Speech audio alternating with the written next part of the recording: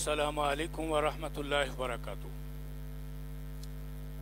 الحمدللہ نحمده ونستعینه ونستغفر ونؤمن به ونتوکل علیہ۔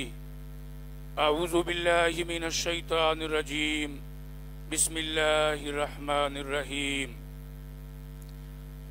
الحمدللہ الذی خلق السماوات والارض وجعل الظلمات والنور، صدق اللہ العظیم۔ حضرات گرامی، تمام حضرات جو ہیں وہ تھوڑی دیر کے لیے تشریف رکھیں۔ آج کا جو بیان ہے وہ انتہائی اہم بیان ہے، جو سورۃ مبارکہ جس کے مختصراً مضامین جو ہے وہ آپ کے سامنے رکھنے کی کوشش کی جا رہی ہے۔ یہ سورۃ الانعام ہے۔ یہ بنیادی سورت ہے جس کا تعلق مسلمانوں کے عقائد کے ساتھ ہے۔ آپ جانتے ہیں رسول صلی اللہ علیہ وسلم کی ایک مکہ المکرمہ کی زندگی ہے اور ایک جو ہے وہ مدینہ المنورہ کی زندگی ہے۔ 13 سال دعوت و تبلیغ کا کام کیا ہے۔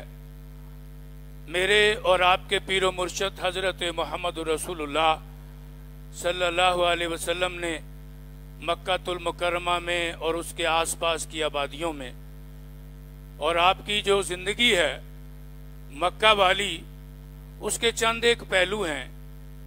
ایک تو وہ ابتدائی زندگی ہے کہ جب اللہ تعالیٰ نے آپ کو نبوت و رسالت سے سرفراز فرمایا اور آپ کی بعثت سے لے کر اعلان نبوت تک جو ہے یہ 2-3 سال کی زندگی جو ہے جس میں آپ نے خفیہ دعوت و تبلیغ کا کام کیا ہے۔ اور پھر اس کے بعد آپ صلی اللہ علیہ وسلم کی زندگی اگلے 3-4 سال تک کے لیے جو ہے وہ اعلانیہ زندگی ہے، جس میں آپ نے اعلانیہ نبوت کا اعلان کیا اور اللہ تعالیٰ نے قرآن مجید فرقان حمید جو ہے وہ آپ صلی اللہ علیہ وسلم کی ذات مبارکہ پر نازل فرمانا شروع کیا۔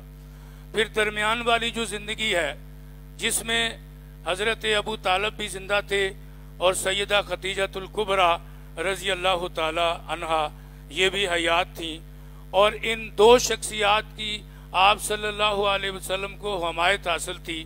لیکن اس کے بعد جب یہ بھی نہ رہے تو پھر کفار کے ظلم اور ستم میں اور ان کی چیرہ دستیوں میں اور اضافہ ہو گیا، یہاں تک کہ پھر مسلمانوں کے لیے مکہ المکرمہ میں آزاد زندگی بسر کرنا جو ہے وہ مشکل ہو گیا، اور ہم اللہ کے آخری نبی حضرت محمد رسول اللہ صلی اللہ علیہ وسلم کو بھی ہجرت کرنے پہ مجبور کر دیا گیا۔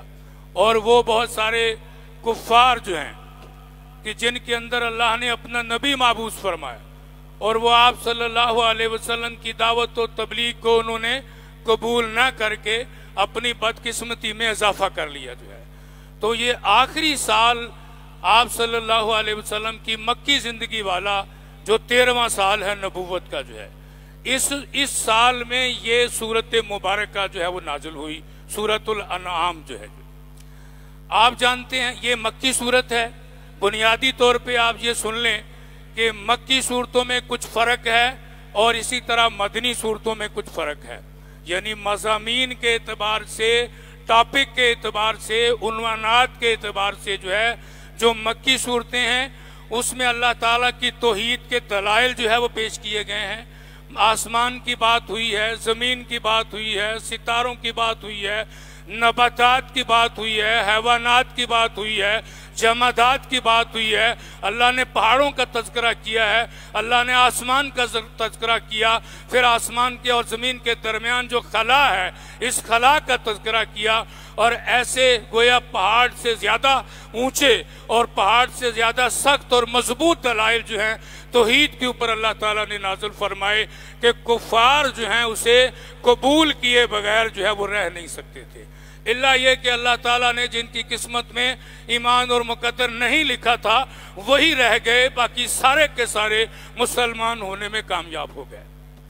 تو میرے بھائیوں، اس طرح آپ صلی اللہ علیہ وسلم کی یہ والی جو زندگی ہے اس میں اللہ تعالیٰ نے اپنی توحید کے جو دلائل جو ہے نازل فرمائے، اور ہمارے پیارے نبی صلی اللہ علیہ وسلم کی نبوت اور رسالت پر کفار جو اعتراض کرتے تھے، اللہ تعالیٰ نے اس صورت مبارکہ کے اندر نبوت کے بارے میں، رسالت کے بارے میں، آپ صلی اللہ علیہ وسلم کی حیات طیبہ کے بارے میں جو کفار سوالات اٹھاتے تھے، اللہ تعالیٰ نے ان سارے سوالات کا شافی اور وافی جواب جو ہے اس صورت مبارکہ میں نازل فرما دیا ہوا ہے۔ پھر ایک تیسرا عقیدہ تھا کفار کا کہ وہ کہتے تھے کہ مرنے کے بعد قیامت نہیں آئے گی، انسان جب قبر میں چلا جاتا ہے تو وہ ختم ہو جاتا ہے، وہ مٹی کے ساتھ مٹی ہو جاتا ہے، اسے دوبارہ نہیں اٹھایا جائے گا۔ جبکہ آپ ذرا غور فرمائیں، یہ عقیدہ جو ہے، یہ قیامت کے یقین والا عقیدہ، مرنے کے بعد دوبارہ جی اٹھنے والا عقیدہ، اور پھر سارے اعمال کے بجا لانے والا عقیدہ جو ہے، یہ ایک ایسا بنیادی عقیدہ ہے جو انسان کو ایمان کی طرف جو ہے وہ لاتا ہے اور انسان کو عمل کے اوپر جو ہے وہ اکساتا ہے۔ اس لیے اللہ تعالیٰ نے سب سے پہلی بات جب اس سورت کا آغاز فرمایا تو یہی بات فرمایا کہ الحمدللہ الذی خلق السماوات والارض وجعل الظلمات والنور ثم الذین کفروا بربہم یعدلون۔ اللہ نے فرمایا کہ ساری کی ساری تعریفیں، ساری کی ساری حمد اور ثنائیں اور ذکر اور اذکار جو ہے اس پروردگار عالم کے لیے ہے کہ جس نے آسمان کو پیدا کیا ہے اور جس نے زمین کو پیدا کیا ہے اور جس نے اندھیرے کو پیدا کیا ہے اور جس نے روشنی کو پیدا کیا ہے۔ اللہ نے فرمایا یہ کفار کس طرح کے لوگ ہیں کہ اتنے مضبوط دلائل کے باوجود جو ہے پھر بھی اللہ تعالیٰ کے ساتھ دوسروں کو شریک بناتے ہیں۔ یعنی یہ اتنے بڑے دلائل ہیں جو پہاڑ سے کہیں زیادہ وزنی ہے میرے بھائیوں۔ اور یہ دیکھیں یہ آسمان کو کس نے بنایا ہے، یہ اتنی زیادہ مضبوط دلیل ہے اور اتنی زیادہ تازہ دلیل ہے کہ اس وقت کا کوئی مشرک ہو یا آج کے زمانے کا کوئی مشرک ہو، کوئی یہ نہیں بتا سکتا یا نہیں دکھا سکتا کہ کوئی آسمان میں پیدا کرنے میں اللہ تعالیٰ کی کسی نے کوئی مدد کی ہے۔ اللہ نے یہ بات جو ہے دلیل کے طور پہ نازل کی کہ مکے والوں کو یہ سمجھایا کہ تم نے جو 300 سے زیادہ بت جو ہے وہ خانہ کعبہ کے اندر رکھے ہوئے ہیں اور اللہ تعالیٰ کا انہیں شریک بنا رہے ہو، تم تو یہ نہیں بتا سکتے کہ اللہ تعالیٰ اکیلا خالق ہے، آسمان کا بھی اور زمین کا بھی، اندھیرے کا بھی اور روشنی کا بھی۔ تمہارے پاس اگر کوئی دلیل ہے تو لے آؤ، پھر تمہیں کیا ہو گیا، تمہاری عقلیں کہاں چلی گئی کہ تم اللہ تعالیٰ کے ساتھ پھر بھی شریک بنا رہے ہو۔ پھر کافروں کو یہ بڑا ناز تھا اپنے قبیلے کے مضبوط ہونے کا۔ ان کا یہ خیال تھا کہ حضرت محمد رسول اللہ صلی اللہ علیہ وسلم جو ہے ہمارے ہی قبیلے کے تعلق رکھتے ہیں اور ہمارے قبیلے کے چند لوگ جو ہیں یا کمزور لوگ جو ہیں اس کا ساتھ دیتے ہیں، کوئی بڑی طاقت اس کے ساتھ نہیں ہے۔ تو ان کا یہ خیال تھا کہ وہ وقت دور نہیں ہے جب ہم محمد صلی اللہ علیہ وسلم کو اور اس کے ساتھیوں کو جو ہے صفحہ ہستی سے مٹا دیں گے اور پھر ہمارے بتوں کا راج جو ہو جائے گا۔ اللہ نے اس پر فرمایا، اللہ نے اس پر یہ دلیل اتاری، فرمایا کہ أَلَمْ يَرَوْا كَمْ أَهْلَكْنَا مِنْ قَبْلِهِمْ، فرمایا کیا تم لوگوں نے دیکھا نہیں ہے کہ مِنْ قَرْنٍ مَكَّنَّاهُمْ فِي الْأَرْضِ، کہ ہم نے تم سے بھی زیادہ طاقتور قومیں، تم سے بھی زیادہ طاقتور قبیلے جو ہے اس زمین پر ہم نے انہیں آباد بھی کیا تھا، انہیں ہم نے سلطنت بھی دی تھی، ہم نے انہیں حکمرانی بھی دی تھی اور ان کے اوپر اس قدر ہم نے بارشیں کی تھی۔ فرمایا کہ مَا لَمْ نُمَكِّنْ لَكُمْ، پھر فرمایا وہ بھی اس زمین پر نہیں رہ سکے، ہم نے انہیں بھی مٹا دیا، ہم نے حرف غلط سمجھ کر انہیں مٹا دیا۔ اور یہ کفار کو، خاص طور پر اہل مکہ کو، اہل قریش کو، اہل ہاشمیوں کو یہ پیغام دیا اللہ تعالیٰ نے کہ تم یہ سمجھتے ہو ہمیں کوئی ہلا نہیں سکتا، ہمیں کوئی جھکا نہیں سکتا اور محمد صلی اللہ علیہ وسلم جو ہے ہمارا مقابلہ نہیں کر سکتے۔ اللہ نے فرمایا تم سے پہلے بھی جو طاقت میں بھی زیادہ تھے، جو افرادی قوت میں بھی زیادہ تھے، جو وسائل میں بھی زیادہ تھے، یہاں تک کہ اللہ فرماتے ہیں، ذرا توجہ فرمائیے گا، گا. فرمایا وَأَرْسَلْنَا السَّمَاءَ عَلَيْهِمْ مِدْرَارًا وَجَعَلْنَا الْأَنْهَارَ تَجْرِي مِنْ تَحْتِهِمْ فَأَهْلَكْنَاهُمْ بِذُنُوبِهِمْ وَأَنشَأْنَا مِنْ بَعْدِهِمْ قَرْنًا آخَرِينَ. اللہ نے یہ بات فرمائی. فرمایا تم سے زیادہ وہ قبیلے مضبوط تھے. ہم نے بارشیں ان کے اوپر نازل کی تھیں. ہم نے پہاڑوں جو ہے ان کے اوپر سجا اور بنا دیے تھے. لیکن جب انہوں نے دیکھا ہم نے کہ ان کے اعمال اچھے نہیں ہیں, ان کے اعمال میں شرک ہے, ان کے اعمال میں کفر ہے, اللہ کہتے ہیں ہم نے انہیں بھی سب کو ہلاک کر دیا. اور قریشیوں اور مکے کے کافروں, تم جو اپنے آپ کو اتنا زیادہ مضبوط سمجھ رہے ہو, تم بھی یاد رکھو ان لوگوں کی طرح تمہیں بھی صفحہ ہستی سے مٹا دیا جائے گا. اور اللہ فرماتے ہیں میرا نام باقی رہے گا اور میرے پیارے رسول حضرت محمد رسول اللہ صلی اللہ علیہ وسلم کی جو ہے رسالت جو ہے وہ باقی رہے گی. پھر وہ جو ہے وہ اپنے بتوں کے پاس جاتے تھے, وہ بیمار ہو جاتے, انہیں کاروباروں میں خسارہ ہو جاتا, انہیں نقصان ہو جاتا, وہ اپنے بتوں کے پاس جا کے جھولیاں پھیلاتے تھے, انہیں پکارتے تھے, انہیں اپنا مشکل کشا جانتے تھے. اس پر اللہ تعالیٰ نے ان کو جواب دیا یہ تمہارے بت کچھ نہیں کر سکتے, یہ تمہارے مٹی اور لکڑ اور پتھر کے بنائے ہوئے بت جو ہے یہ کسی کام نہیں آ سکتے, یہ نہ کسی کو تکلیف پہنچا سکتے ہیں, نہ کسی کو کوئی نفع دے سکتے ہیں. بلکہ اللہ تعالیٰ نے یہ بات فرمائی, فرمایا وَإِن يَمْسَسْكَ اللَّهُ بِضُرٍّ فَلَا كَاشِفَ لَهُ إِلَّا هُوَ. فرمایا وہ ایک اللہ تعالیٰ ہے جس کو وہ کوئی بیماری لگا دے, اس کے علاوہ جو ہے اسے کوئی شفا نہیں دے سکتا, اور اگر وہ خیر کسی کی جھولی میں پھینک دے تو اسے کوئی محروم نہیں کر سکتا. یہ بنیادی عقیدہ آج ہمیں اس عقیدے کو اختیار کرنے کی ضرورت ہے. بہت یہ عقیدہ آج مسلمانوں کے اندر جو ہے وہ کمزور پڑتا جا رہا ہے. ایک اللہ تعالیٰ شفا دینے والا, ایک اللہ تعالیٰ جو ہے وہ خیر اور بھلائی سے تمہاری جھولیاں بھر دینے والا, یہ عقیدہ آج پھیلانے کی ضرورت ہے. پھر اس کے بعد یہ فرمایا کہ تم کس طرح اللہ تعالیٰ سے ملاقات کا انکار کرتے ہو, تم کس طرح قیامت کا انکار کرتے ہو کہ قیامت نہیں آئے گی, ہم مرنے کے بعد ہمیں دوبارہ زندہ نہیں اٹھایا جائے گا. اللہ تعالیٰ نے فرمایا ایسا نہیں ہے, اپنا عقیدہ درست کر لو. فرمایا کہ ہم نے تو وہ کتاب نازل فرمائی ہے جس کتاب کا تم ظاہری طور پہ انکار کرتے ہو. اللہ تعالیٰ کہتے ہیں یہ ان کے دلوں میں یہ بات اور ہے, ان کی زبانوں پہ بات اور ہے. یہ اوپر سے تو کہتے ہیں ہم قرآن کریم کو نہیں مانتے, یہ قرآن اللہ کا کلام نہیں ہے, یہ وحی الہی نہیں ہے, یہ حضرت محمد رسول اللہ صلی اللہ علیہ وسلم پہ نازل نہیں ہوا ہے. اللہ نے ان کے دل کی بات کی. اللہ نے کہا ان کے دل میں یہ بات ہے کہ یہ جس طرح اپنے بیٹوں کو, اپنے اولادوں کو, اپنے آباء و اجداد کے بارے میں ان کا علم ہے, اسی طرح وحی الہی کے بارے میں بھی ان کا علم ہے کہ یہ اللہ تعالیٰ کی نازل کرتا ہے. فرمایا الذین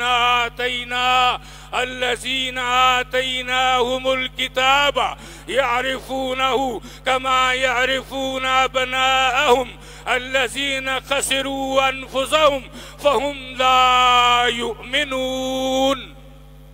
اللہ نے فرمایا یہ خود خسارے میں پڑ رہے ہیں, یہ اپنا نقصان خود کر رہے ہیں, حالانکہ یہ جانتے ہیں کہ یہ اللہ تعالیٰ کا کلام ہے. یہ تم فرمایا یہ کلام ہی ہے, یہی تمہارے اندر تبدیلی لائے گا, اسی کے اندر جو اس کو اختیار کرے گا وہ فلاح پا جائے گا, جو قرآن کریم کو چھوڑ دے گا وہ دنیا میں بھی ناکام و نامراد ہو جائے گا, اور آخرت میں بھی جو ہے ناکامی اور خسارہ جو ہے اس کا مقدر بن جائے گا. پھر فرمایا کس طرح تم قیامت کا انکار کر سکتے ہو. اللہ تعالیٰ نے بڑے دندان شکن جو ہے وہ دلائل اتار دیے کہ قیامت کے بارے میں. فرمایا کہ قد خسر الذین کذبوا بلقاء اللہ حتی اذا جاءتهم الساعة بغتة قالوا یا حسرتنا علی ما فرطنا فیہا وهم یحملون اوزارهم علی ظہورہم علی ساء ما یزرون. فرمایا یہ تو لوگ جو ہیں یہ خسارے میں ہیں، یہ لوگ جو ہیں یہ تو گھاٹے میں ہیں، یہ تو اللہ تعالیٰ سے ملاقات کا انکار کر رہے ہیں، انہیں پتہ بھی نہیں چلے گا کہ اچانک جو ہے قیامت آئے گی اور انہیں آ کر دبوچ لے گی اور انہیں پتہ بھی نہیں چلے گا۔ پھر اس وقت یہ لوگ کہیں گے یا حسرتنا علی ما فرطنا فیہا، اس وقت کہیں گے کاش ہم نے قیامت کو ایسے ہی پسے پشت ڈالے رکھا، ہم نے ایسے ہی اس کے اوپر توجہ نہیں دی ہے، ہم نے اسے بلائے رکھا، یہ تو ہمارے اوپر آ گئی۔ یہی تو محمد صلی اللہ علیہ وسلم کہتے تھے کہ مرنے کے بعد تمہیں پتہ چل جائے گا کہ تم جو اللہ کا انکار کر رہے ہو، اس کی آیات کا انکار کر رہے ہو، میں محمد صلی اللہ علیہ وسلم کی رسالت کا جو انکار کر رہے ہو، تمہیں قبر میں جانے کے بعد پتہ چل جائے گا۔ پھر وہ کہیں گے کاش جو ہے افسوس ہے ہمارے اوپر۔ اللہ فرماتے وَهُمْ يَحْمِلُونَ أَوْزَارَهُمْ عَلَى ظُهُورِهِمْ، پھر وہ اپنے گناہوں کا بوجھ جو ہے وہ اپنی کمر کے اوپر اٹھائے ہوئے ہوں گے اور حسرت و یاس کا مظاہرہ جو ہے وہ کر رہے ہوں گے۔ اللہ نے فرمایا کتنا برا ٹھکانہ اور یہ انہوں نے کتنا برا بوجھ اٹھایا، کاش یہ بات جو ہے اس بوجھ کو اتار دیتے اور قیامت کے دن پر ایمان لے آتے تو آج انہیں یہ اپنے گناہوں کا بوجھ جو ہے اپنی کمر کے اوپر اٹھانا نہ پڑتا۔ تو میرے بھائیوں یہ قیامت والا عقیدہ جو ہے اس کو ذہن میں رکھنا چاہیے۔ پھر فرمایا یاد رکھو تم لوگ تو اس دنیا کی زندگی پر ریجھ گئے، تم نے تو اس دنیا کو ہی یہ جو ہے لہو لہب بنا لیا، اس دنیا کے اندر دل لگا کے بیٹھ گئے۔ اللہ تعالیٰ نے فرمایا اس دنیا میں اگر کسی کو سکون ملتا ہے، اس دنیا میں اگر کسی کو اطمینان ملتا ہے تو وہ شخص ہے جو قرآن و سنت سے غافل ہے، جس کے دل میں اللہ کا خوف ہے، جس کے دل میں خیر اور نیکی کی تڑپ ہے، اسے تو دنیا سے زیادہ آخرت کہیں اچھی لگتی ہے۔ اللہ تعالیٰ نے یہ بات فرمایا ایمان اس شخص کا ہے جو قیامت کے دن کے اوپر جو ہے وہ ایمان لاتا ہے۔ پھر فرمایا کہ تم جانوروں کے بارے میں اور پرندوں کے بارے میں یہ تصور رکھتے ہو اور تم یہ سوچتے نہیں ہو، اپنے بارے میں سوچتے ہو کہ ہم تو زمانے کی پیداوار ہیں، ہمیں تو جو ہے ہم تو زمانے نے پیدا کر دیا، اللہ تعالیٰ کی ذات ہمارا خالق نہیں ہے، وہ تو ہمارا مالک نہیں ہے۔ اللہ تعالیٰ نے فرمایا انسان اپنی پیدائش کی طرف نظر دوڑا، پرندوں کو اڑتے ہوئے پروں کے ساتھ دیکھ جو ہے، زمین پہ چلتے ہوئے جو پایوں کو دیکھ جو ہے، یہ پرندوں کو پر کس نے عطا کر دیے، اڑان کس نے انہیں دے دی، اور چوپایوں کو چار ٹانگوں پہ اتنا بڑا بوجھ اٹھا کر کس نے چلنا سکھا دیا۔ گویا تمہارے پاس کوئی دلیل نہیں ہے، نہ تمہارے بتوں کے پاس کوئی دلیل ہے کہ اللہ تعالیٰ کی توحید اور اس کی وحدت اور اس کی دلیل کو جو ہے تم کاٹ سکو، بلکہ فرمائے کہ ما فرطنا فی الکتاب من شیء ثم الی ربہم یحشرون۔ یاد رکھیں ان پرندوں کی بھی اسی طرح امتیں ہیں، جس طرح تمہاری امتیں ہیں، جس طرح تمہارے گروہ ہیں، ان کے بھی اس طرح گروہ ہیں، جس طرح تمہاری فیملیز تمہارے خاندان ہیں، پرندوں کے بھی اور چوپایوں کے بھی اسی طرح خاندان ہے۔ اللہ فرماتے ہیں یہ خبریں تمہیں میں دے رہا ہوں، تم میں سے کون ہے جس کے پاس یہ علم ہے؟ یہ گویا اللہ تعالیٰ کی وحدانیت اور اس کی توحید پر جو ہے ایک لاجواب دلیل اللہ تعالیٰ نے نازل فرمائی۔ پھر اللہ تعالیٰ نے یہ بات فرمایا تم یہ جو محمد رسول اللہ صلی اللہ علیہ وسلم کے بارے میں آپ کی رسالت پر اعتراض کرتے ہو، کہتے ہیں کہ بشر رسول نہیں ہو سکتا، عبد رسول نہیں ہو سکتا، انسان رسول نہیں ہوتا، کسی فرشتے کو رسول ہونا چاہیے تھا، کسی اور مخلوقات کو جو ہے رسول ہونا چاہیے تھا، اسے علم غیب اس کے پاس ہونے چاہیے تھا، یہ کیسے رسول ہیں؟ محمد رسول اللہ صلی اللہ علیہ وسلم جو ہے کہ اس کے پاس خزانے بھی نہیں ہیں، اس کے پاس غیب کا علم بھی نہیں ہے، نہ یہ فرشتہ ہے، ہم اسے کس طرح مان لیں؟ اللہ نے اس پر دلیل اتاری۔ اللہ نے فرمایا ذرا غور فرمانا، اس آیت کو جو ہے میرے بھائیوں یہ اپنے پاس ہاتھ لے جانا، یہ تمہارے عقیدے کی اصلاح کرے گی۔ یہ سورہ اعلیٰ جو ہے یہاں سے جو ہے یہ پڑھ رہا ہوں، اور جہاں پہ اس سورت کا 5واں رکوع جو ہے اس کا آغاز ہو رہا ہے۔ اللہ تعالیٰ فرماتے ہیں ہیں, توجہ سے سننا, کان لگانا میرے بھائیوں. اللہ فرماتے ہیں کہ قُل لَا أَقُولُ لَكُمْ عِنْدِي خَزَائِنُ اللَّهِ وَلَا أَعْلَمُ الْغَيْبَ وَلَا أَقُولُ لَكُمْ إِنِّي مَلَكٌ إِنْ أَتَّبِعُ إِلَّا مَا يُوحَى إِلَيَّ.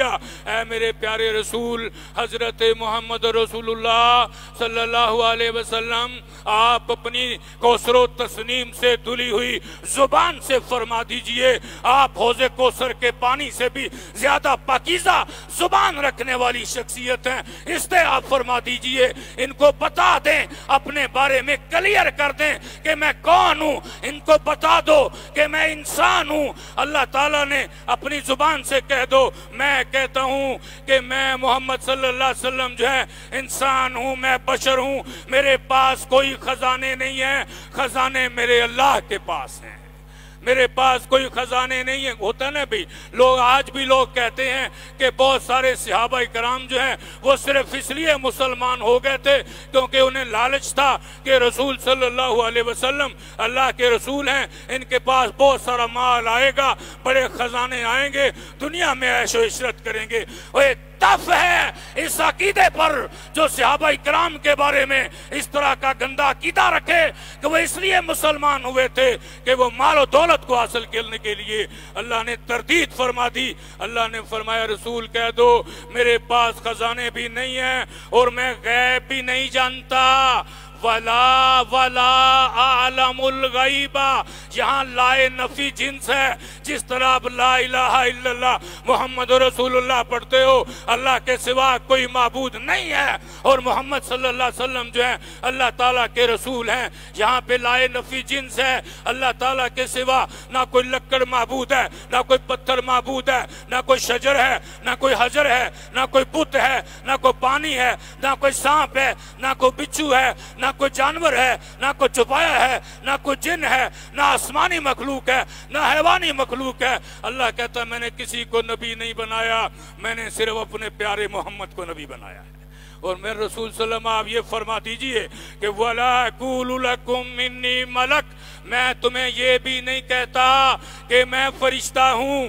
گویا جو کہتا ہے نبی علیہ السلام کے بارے میں وہ کہتا ہے کہ وہ سارا کچھ دے سکتے ہیں, وہ گویا نبی علیہ السلام پر جو ہے الزام لگا رہا ہے. جو کہتا ہے کہ رسول صلی اللہ علیہ وسلم غیب جانتے ہیں جبکہ اللہ کا نبی خود کہہ رہا ہے میں غیب نہیں جانتا, گویا وہ بھی جو ہے رسول کی ذات کے اوپر الزام دے رہا ہے. اور جو یہ کہتا ہے کہ رسول بشر نہیں ہے وہ بھی جو ہے آپ کی جنس اور آپ کے خاندان کی نفی کر رہا ہے. ان تینوں عقیدوں کو بنیاد بنا لو میرے بھائیوں, اور اس کے بعد جو ہے بات کہیں لمبی نہ چلی جائے. پھر اللہ تعالیٰ نے یہی باتیں جو ہیں جو محمد صلی اللہ علیہ وسلم سے کہلوائی تھی, رسول آپ کہہ دو میرے پاس خزانے نہیں ہیں, میں غیب نہیں جانتا, میں فرشتہ بھی نہیں ہوں, میں تو انسان ہوں, بشر ہوں, میرا والد بھی تھا, میری والدہ بھی تھی, میرا خاندان بھی تھا, میری قوم اور قبیلہ بھی تھا. وہی باتیں پھر اللہ تعالیٰ نے اپنی ذات کی طرف جو ہے منسوب کر لی. فرمایا ہوا عندہ مفاتح الغیب, مفاتح الغیب لا یعلمها الا هو. فرمایا کہ اللہ تعالیٰ کہتے ہیں میرے پاس جو ہے وہ غیب کے خزانے کی چابیاں میرے پاس ہیں, میں نے غیب کے خزانے کسی کو عطا نہیں کیے ہوئے ہیں. لا یعلم الا هو, وہ غیب کی وہ خزانوں کی چابیاں میں اللہ کہتے ہیں میرے سوا کوئی نہیں جانتا. وَيَعْلَمُ مَا فِي الْبَرِّ وَالْبَحْرِ, اس زمین میں کیا ہے, ان سمندروں کے اندر کیا ہے, یہ میرے سوا کوئی نہیں جانتا. وَمَا تَسْقُطُ مِنْ وَرَقَةٍ إِلَّا يَعْلَمُهَا, فرمایا اگر کوئی پتا بھی گرتا ہے تو کوئی نہیں جانتا کہ وہ پتا کب گرے گا, کہاں گرے گا, کس وقت گرے گا. اللہ کہتا ہے یہ میں جانتا ہوں. درخت سے پتا کب گرتا ہے, کہاں جاتا ہے اور کہاں اس نے جانا ہے, اس کے مقام کو بھی میں جانتا ہوں, میرے سوا کوئی اور نہیں جانتا ہے. پھر اللہ نے فرمایا وَمَا تَسْقُطُ مِنْ وَرَقَةٍ إِلَّا يَعْلَمُهَا وَلَا حَبَّةٍ فِي ظُلُمَاتِ الْأَرْضِ ولا رطب ولا یابس الا فی کتاب مبین۔ یہ اللہ تعالیٰ نے بات فرما دی، فرمایا زمین میں تم جو دانہ اگاتے ہو اسے فصل کون بنا دیتا ہے، اسے پودا کون بنا دیتا ہے، اسے درخت کون بنا دیتا ہے، اس کو ہرا بھرا کون کر دیتا ہے، سبز اور ہریالی جو ہے اس کے اندر کون پیدا کر دیتا ہے؟ اللہ کہتا ہے یہ میں ہوں، میرے سوا کوئی اور نہیں ہے۔ اللہ تعالیٰ جو ہے اس طرح کے گویا جواب نہ رکھنے والے دلائل دے رہے ہیں کہ اللہ تعالیٰ کی توحید کا کوئی انکار نہیں کر سکتا۔ اب اللہ جو کچھ بیان کیا ہے دعا فرمائیں اللہ تعالیٰ ہمیں اس کو اختیار کرنے کی توفیق عطا فرمائے۔ وآخر دعوانا ان الحمدللہ رب العالمین، الحمدللہ رب العالمین، والصلاة والسلام علی سید الانبیاء والمرسلین۔ ربنا آتنا فی الدنیا حسنۃ وفی الآخرۃ حسنۃ وقنا عذاب النار۔ اذهب الباس رب الناس واشف انت شافی لا شفاءک شفاء لا یغادر سقما۔ یا اللہ آج کے اس اجتماع میں، اس تراویح نماز میں جتنے لوگ آئے اللہ سب کا آنا اپنی بارگاہ میں قبول فرما۔ جو درس قرآن کے لیے، جو بیان کے لیے رکے اللہ ان کا رکنا اپنی بارگاہ میں قبول فرما۔ جو کچھ بیان کیا ہے یا اللہ اس کو ہمیں سمجھنے کی توفیق عطا فرما۔ ربنا آتنا فی الدنیا حسنۃ وفی الآخرۃ حسنۃ وقنا عذاب النار۔ سبحان ربک رب العزۃ عما یصفون وسلام علی المرسلین والحمد للہ رب